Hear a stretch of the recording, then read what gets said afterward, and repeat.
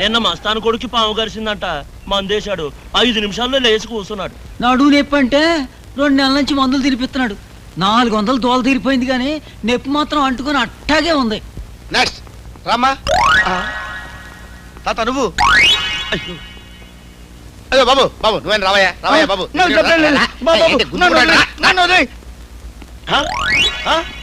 Doctor గారు doctor గారు. ఏంట్రా అదే పేషెంట్లంతా ఇంకెక్కడ మనకు పడింది పిడి. బాబాయ్ గారింటికి నాడు వైద్యులు వచ్చాడుగా, ప్రజా వైద్యశాలను ఆసుపత్రి పెట్టాడంట. ఊళ్ళో రోగాలున్న వాళ్ళంతా రూటు మార్చేశారు.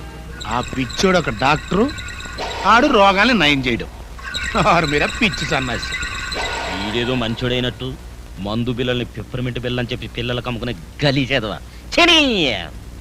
మీరు పర్మిషన్ ఇస్తే నేను కూడా ప్రజా వైద్యశాలకు వెళ్ళిపోతాను. నా మీరు పర్మిషన్ ఇవ్వకపోయినా పర్మనెంట్ గా నేను కూడా అక్కడికే వెళ్ళిపోతున్నాను.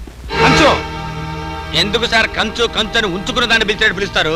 అది మీతో తెంచుకుని హాస్పిటల్ అంచు దాటి ఎప్పుడూ వెళ్ళిపోయింది. ఇది కంచు కంఠం కాదే, మా ఆవిడ కంఠంలో ఉంది. లాగేంటి మీ ఆవిడే?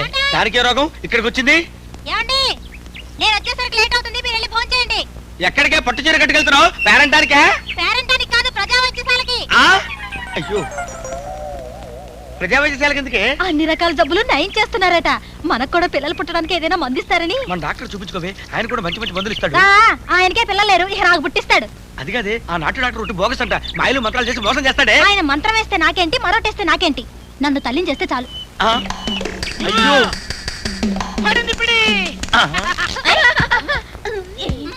ఏ డాక్టర్, జీవితంలో నా కాలు బాగుపడదని చెప్పావు, చూడు బాగుపడిందా?